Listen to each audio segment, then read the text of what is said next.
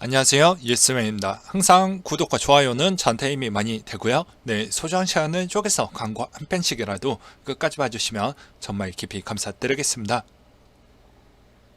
네, 오늘은 영상의 전반부 부분에 대한 일반 이슈와 후반부에 중국의 가장 중요한 이슈를 다뤄보았기 때문에 시간이 부족하신 분들은 영상의 후반부에 있는 중국 소식만 보셔도 나쁘진 않을 것 같네요.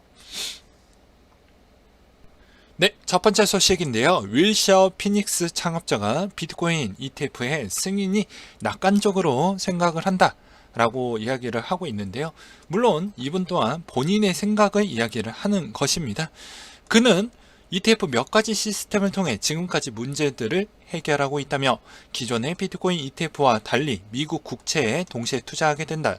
또한 신탁 자체는 매달 자동으로 조정이 되며 이를 통해 비트코인 변동성 리스크를 줄일 수 있다고 설명을 했다. 이론적으로 비트코인 변동성이 커지면 해당 지수는 암호화폐 비중을 줄이고 국채 비중을 늘리는 시기다 라고 이야기를 하고 있는데요.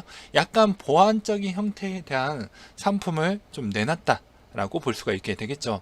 기존에는 오리지널 상품이 자꾸 빠꾸를 먹다 보니까 이렇게도 좀 변화를 주어서 할 수 있는 부분에 이제 ETF가 승인이 될 수 있는 가능성 부분을 일단 만들어 놨는데, 저의 개인적인 생각은 지금도 변하지 않았습니다. FATF 부분에 대한 가이드라인이 먼저 나오고 난 뒤, 즉 6월 달에 나온다고 하니까 물론 이것도 연기가 될 수 있는 가능성도 있어요. 근데 우리가 알고 있는 정보로는 일단 6월 달이니까 6월 이후가 되겠죠. 그러면 6월 이후니까 내년 10월 달에 ETF도 마감 신청 기한 1일 겁니다. 그렇게 되면 10월 달 기준전에 약간의 희망을 가져보는 게 낫지 않을까. 그전에는 별로 의미가 없지 않을까 라고 생각이 듭니다. 그 이유 중에 하나는 FATF의 이제 표준 가이드라인이 나오는데 SEC가 먼저 하기에는 여러 가지 면문도 부족하고 그리고 난 뒤에 기준 부분도 본인이 다 감당하기에는 좀 리스크가 있다 보니까 어느 정도 판을 깔아줄 수 있는 FATF가 판을 깔아준다고 하면 책임 회피성은 가능할 수 있으니 저는 그렇게 해석을 해보았습니다. SEC 직원들도 미국의 공무원이기 때문이죠. 그래서 저는 그렇게 생각이 들더라고요. 네, 스텔라가 저항선을 넘어서 37% 추가 상승이 있다 라고 이야기를 하고 있는데요. 내용을 보도록 하겠습니다. 유투데이에 따르면 암호화폐 트레이더인 트위터 이용자가 아임백씨가 스텔라가 최근 급등 후 저항선을 만났지만 37% 추가 상승이 가능할 것이라고 주목하라고 이야기를 하고 있는데요. 한번 스텔라를 보도록 하겠습니다. 보게 되면 적절한 조정 부분을 거치고 어느 정도 안착성 있는 라인 때까지는 좀 보여집니다. 그래서 이 가격 대비 거의 많이 밀려봐야 한 84원대에서 멈출 걸로 저는 보여지고요. 이 가격대에서 어느 정도 자리를 안착을 시킨 다음에 추가적인 상승은 계속 유지가 될 걸로 보여집니다. 그것에 대한 근거적인 측면은 일단 거래량 부분에 대한 흔적을 보실 수가 있게 되겠고요. 정모 부분에 대한 여기서 발행 한도를 반을 소각을 시켜버렸기 때문에 어떻게 보면 스텔라에 대한 입장에 따라서 이제 본인이 약간 이제 합법적인 시세 조작을 할 수도 있게 되겠고요. 그렇지 않는다고 해도 시중에 유통 나올 수 있는 부분이 거의 적고, 그리고 해마다 인플레이션 부분 1년마다 1%씩 증가시키는 부분도 이번 업그레이드를 통해 가지고 없애버렸죠. 그렇다 보니까 현존에 있는 유통량 가지고 어떠한 소식이 나오게 되면 충분히 펌핑 가능성은 존재한다라고 생각이 듭니다. 네, 일본이 빠르게 움직이고 있는데요. 일본의 최대 은행 MUFG가 증권형 토큰 컨소시엄을 구성을 했다고 하는데 같이 내용을 보도록 하겠습니다. 네, 디지털 증권을 발행, 관리하는 미국 기업 시큐타이즈는 이 컨소시엄의 유일한 증권 토큰 발행 플랫폼 사로 참여할 예정으로 되어져 있고요. 시큐리타이즈는 이를 통해 처음으로 채권 등 고정 수입 자산을 토큰화할 수 있게 된다고 하는 게 포인트라고 볼 수가 있게 되겠습니다. 이 서비스는 증권, 펀드, 자동 정상도 포함이 되어져 있고요. 또한 컨소시엄은 거래 상대방 리스크를 최소화하는 신뢰 기능을 가진 증권형 토큰 블록체인 프로그매트를 개발할 계획도 가지고 있다고 합니다.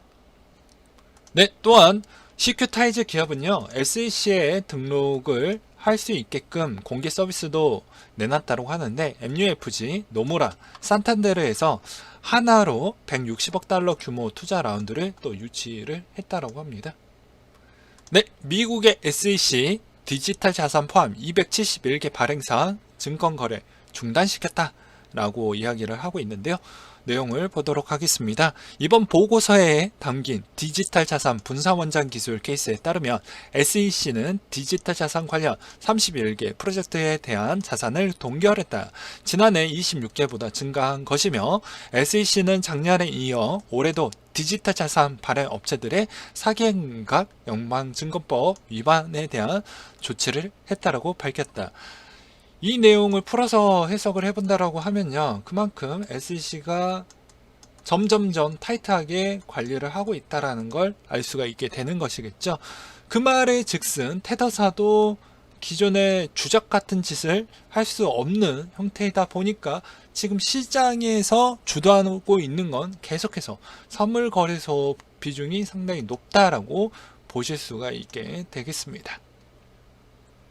넥센트가 XRP 기반 실시간 결제 시스템을 도입할 예정이라고 하는데요. 같이 내용을 보도록 하겠습니다. 실시간 결제 시스템을 도입할 예정이라며 곧 테스트를 진행할 계획을 밝혔다라고 하는데, 이 회사는 캐나다 소재 암호화폐 결제 플랫폼이다 보니까 그렇게 볼륨에 도움을 줄 수는 없어요. 네. 리플의 방향이 리브라 신뢰가 적자 상태이다, 우리는 다르다 라고 이야기를 하고 있는데, 미친 소리를 하고 있죠. 네. 이분의 의미는 이렇게 해석을 해볼 수가 있게 되겠습니다. XRP에 투자했던 사람을 배제하고 기존의 주주들, 리플의 주주들, 그리고 또 실제 이쪽에 해당되어져 있는 파트너사 분들, 그리고 은행 고객분들을 통칭을 해서 그렇게 이야기를 하는 것이고요. 과연 XRP 입장으로 이렇게 이야기를 했다라고 해석을 고지고대로 믿으시면 안 될 것 같습니다. 이거는 엄연히 XRP를 배제한 주요 고객 파트너 및 해당 주주들한테 이야기하는 메시지라고 저는 생각이 드네요. 네, 리플의 방향이 암호화폐 중 1%만 살아남게 될 것이다 라고 이야기를 하고 있는데, 내용을 한번 보도록 하겠습니다. 블룸버그와 인터뷰에서 지금 너무 많은 암호화폐가 발행되었으며 이 중 1%만 남게 될 것이라고 밝혔다. 그는 소수의 암호화폐 프로젝트는 수십 년 동안 시장의 판도를 바꾸게 될 것이고 또 크게 성장할 것으로 내다보고 있다 라고 하고 있는데, 이렇게 자신감 있게 이야기를 하는 측면은 아무래도 본인들은 살아남게 될 것이다 라는 측면도 좀 보여지고요. 저도 그렇게 생각을 하고 있습니다. 예, 암호화폐 중 1%만 아무래도 상품 가치가 있을 걸로 저는 생각을 하고 있거든요. 저번에도 말씀을 드렸지만 뭐 플랫폼 코인이든 뭐 결제 시스템 기반으로 뭐 성장을 했든 뭐 나머지에 대한 그런 모든 코인들이 기본 베이스가 CBDC보다 결제 부분이 늦어지면 안 됩니다.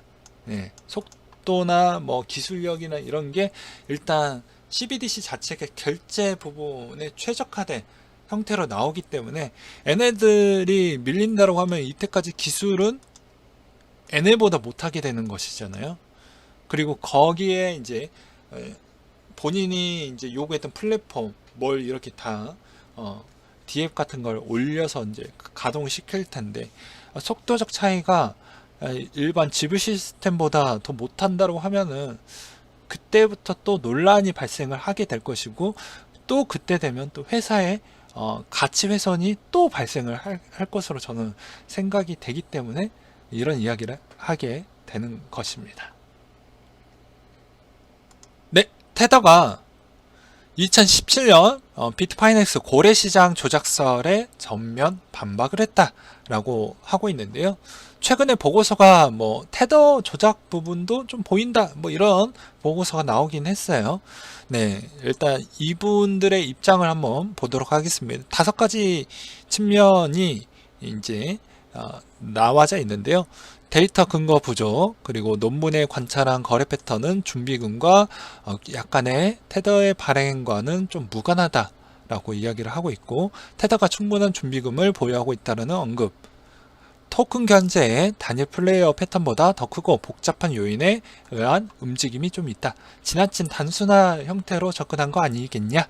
라는 이야기. 테더와 테더 계열사들은 토큰 가격을 조작하기 위한 발행한 적이 없다.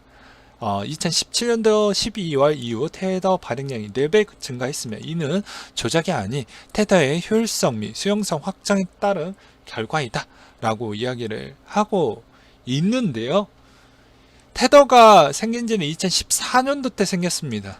네, 그 전에 이후부터 4배가 더 증가를 했다라고 하면 그 기반적 요건에서 테더 마켓을 수용해 줬던 그런 거래소가 어느 정도 있었냐. 저도 대충 생각을 해봐도 그거는 약간의 합리적인 의심은 해볼 수 있는 측면이 좀 있다라고 생각이 듭니다. 왜냐면 이걸 다 수용하기에는 4배 정도를 수용하기에는 조금 좀 부족한 건 사실이거든요.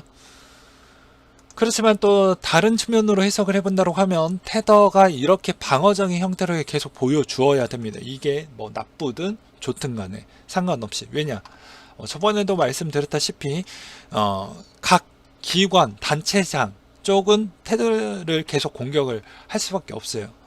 왜냐하면 조만간에 CBDC가 곧 나오게 될 것이니까. 그리고 또한 테더에 대한 위치가 시총의 5위 정도를 해당을 하고 있기 때문에 테더의 문제가 발생을 하게 되면 전체 비트코인 가치, 나머지 알트코인에 대한 가치는 엄청나게 하락을 할 수가 있기 때문입니다.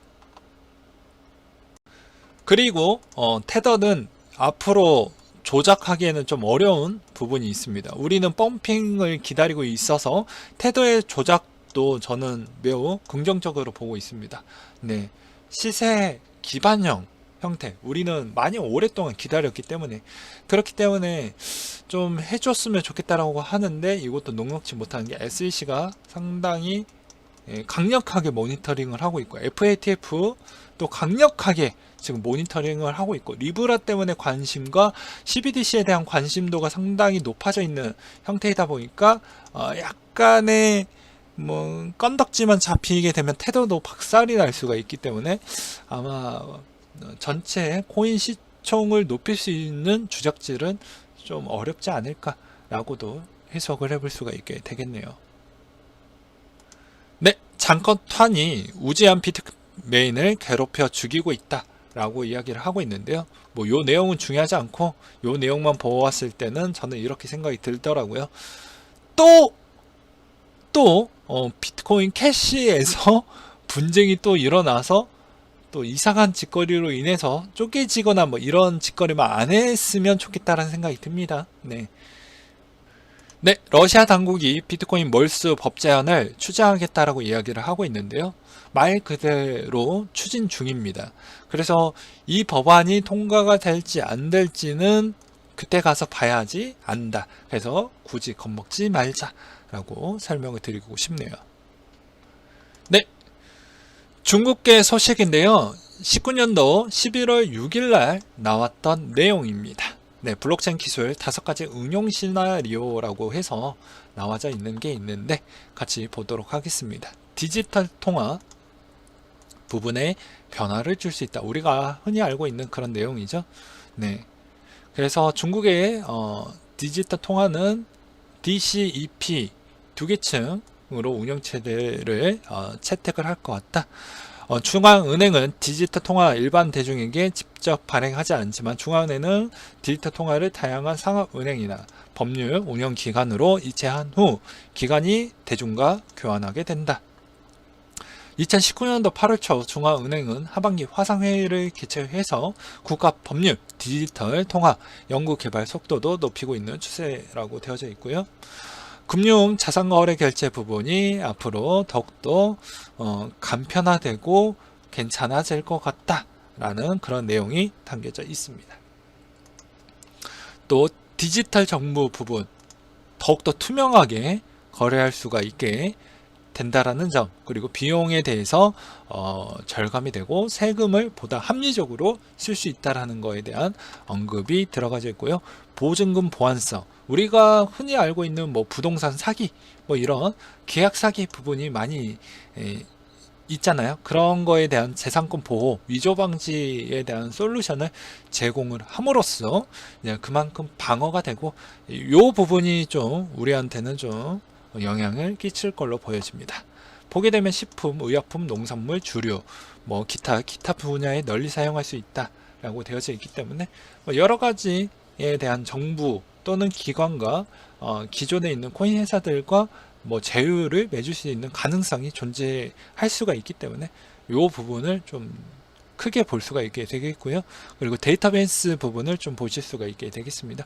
보게 되면 이제 중국에서도 빅데이터, AI 뭐 이런 쪽에 관심이 많이 있다 보니까 그쪽에 필요한 뭐 클라우드 서비스와 또 블록체인 서비스 부분을 잘 결합을 시켜서 파생이 나올 수 있는 긍정적인 부분은 또 제휴를 맺을 수 있는 가능성이 있기 때문에 요거를 좀 관심 있게 보자 라고 설명을 드리고 싶고요.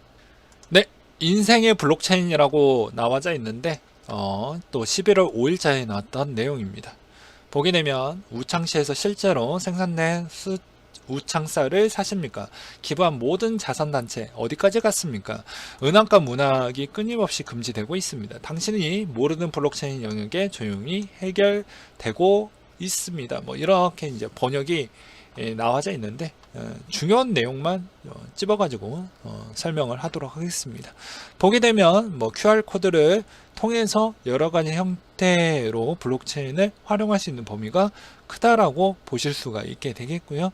여기에서도 뭐 데이터 부분에 대한 활용도 측면에 대해서 강력하게 어필이 많이 들어가고 있고, 블록체인이 이제 바로 옆에 있다라고 해서 뭐 금융 서비스, 신용보고, 사회복지, 전자정부, 그리고 의료건강 부분으로 인해서 이제 관리할 수 있는 부분이 확대가 되다 보니까 이쪽에 코인 회사들이 또 제휴를 맺을 수 있는 소식통을 보실 수가 있게 되겠습니다.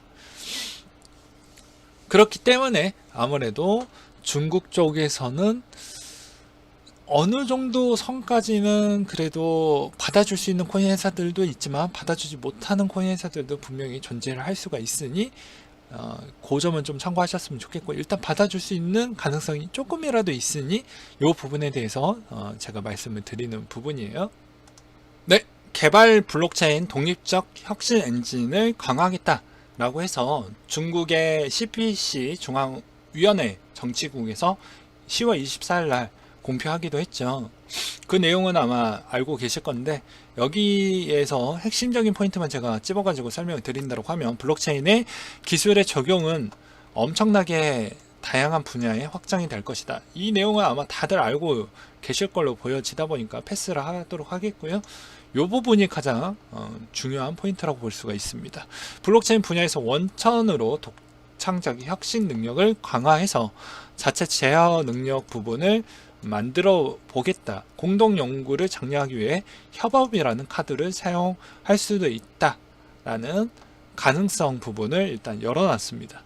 그러니까 중국 정부한테 상당히 필요한 기술이 있다고 하면 언제든지 우리는 협업할 가능성이 있다. 이 말의 의미는 기존의 스타트업에서 갖고 있는 회사, 기존의 코인 회사들이 갖고 있는 그런 기술 부분을 적극적으로 수용해서 키워줄 수는 있습니다. 그렇지만 그게 다는 아닌 거예요. 다는 아닌 겁니다.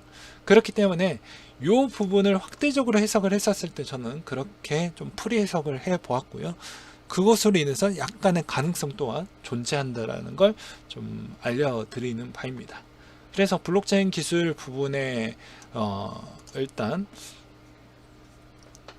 범위 그리고 사용처 부분에 대한 다양한 부분에서 여러 가지를 검토하고 있기 때문에 아무래도 기존의 코인 회사들과 뗄래야 뗄 수 없는 관계도도 조금은 남아져 있다.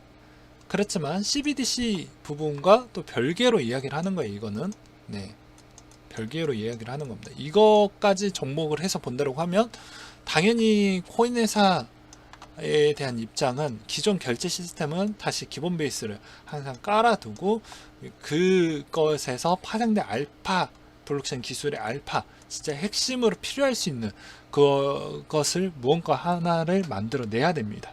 그렇지 않았을 경우에는 좀 어려운 부분이 좀 있을 수 있다 라고 설명을 드리고 싶고요. 그리고 최근에 번외로 마이크로소프트 애저 블록체인 토큰 플랫폼을 공개했다라고 하는데 요 내용도 뭐 그 전에 제가 아침 방송으로 설명을 드리기도 했습니다. 근데 요거를 곰곰이 생각을 해보니까 이런 생각도 들더라고요. 물론 마이크로소프트 회사는 EEA 연합에도 들어가져 있습니다. 근데 EEA만 믿고 있다가는 우리가 약간은 도태될 수 있을 것 같다라는 생각도 드는 것 같아요. 그러다 보니까 얘네들 자체에서도 요거 부분을 좀 준비를 하고 있습니다. 그러니까 투트랙 전략이라고 볼 수가 있게 되겠죠. 이더리움이 생각보다 좀 성장 속도가 느려. 그럼 우리가 이미 생각했던 블록체인의 선도 기업이 좀 되고 싶은데 그렇게 안 될 수도 있다 보니까 투트랙을 깔아서 본인들이 생각하고 있는 부분은 일단 B2B 부분만 가져가 보자 라는 생각을 좀 갖고 있는 것 같습니다.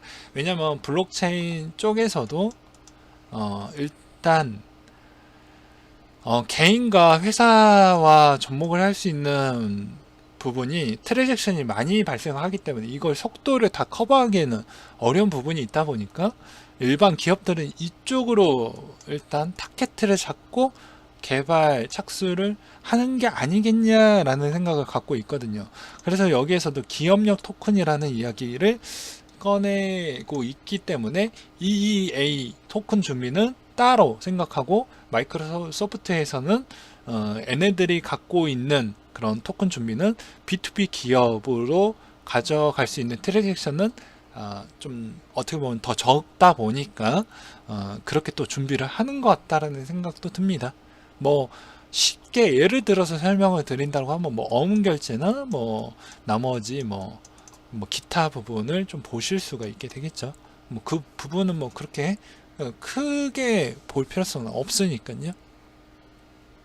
네, 그리고 이분께서 이런 이야기도 했습니다. 지금까지 우리 업계는 IBM, 마이크로소프트와 대결, 하이퍼레츠와 이더리움 대결이라는 관점에서 사안을 바라봤다. 우리는 목표는 이런 장벽을 허무는 것이다.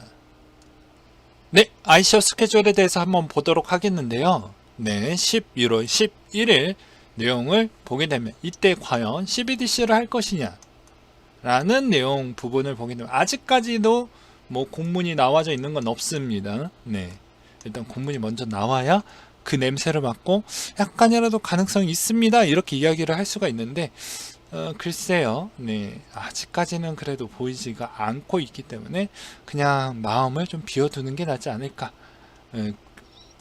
그래도 가능성이 조금 있다고 하면 급작스럽게 뭐 진짜 가장 높으신 분이 이야기를 하면 뭐 제 생각이 틀릴 수도 있습니다. 네. 일단 스케줄을 보게 되면 비체인 크립토닷컴이 11월 11일 날 파티가 잡혀져 있고요. 우리는 죽어 나가는데 제발 뭐 좋은 소식에 대한 파티는 괜찮지만 그냥 뭐 먹고 마시는 그런 파티가 아니길 바라겠습니다. 네, 11월 12일 날 또 크립토닷컴에 대한 소식, 룸 네트워크 그리고 아이오타 소식이 눈에 들어오고요. 그 다음 페이지를 넘겨서 보게 되면 크립토닷컴에 대한 소식이 14일 날 있고 BAT 14일, 네오 그리고 아이오타까지 아니구나. 대시에 대한 소식까지 14일날 잡혀져 있고요. 트론에 대한 소식이 15일날 잡혀져 있는 걸 확인을 해 볼 수가 있게 되겠습니다. 그 다음 소식으로는요, 보게 되면 19일날 리스크에 대한 소식과 미드업이 눈에 들어옵니다. 네, 그리고 21일자에 에이다와 기타 외 코인이 여기에서 네덜란드에서 미드업을 가질 거라고 하네요. 네, 오늘은 여기까지 준비를 했고요. 항상 여러분들한테 힘이 되고 도움이 되는 예스맨이 되도록 하겠습니다. 네, 이상으로 마치도록 할게요.